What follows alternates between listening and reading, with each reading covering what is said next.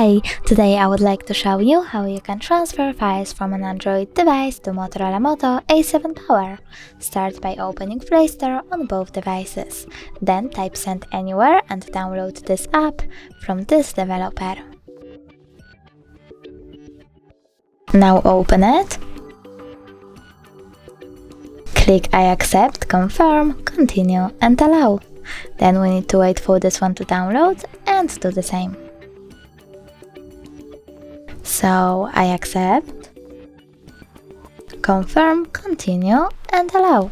Now go with Send on an Android and Receive on Motorola.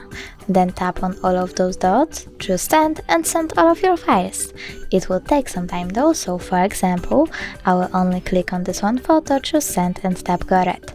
From here we have two connection ways. We can input this password over here and choose Receive, or tap on the scanning icon on Motorola, choose Allow and point our camera at the code to scan it. Now we have to wait a bit, and as you can see, my photo was successfully transferred. You can always check it out for sure though by clicking on some kind of files folder, tapping on, in my case, images, and choosing Send Anywhere section. Thanks so much for watching. If you enjoyed this video, don't forget to leave a like, comment and subscribe. Bye!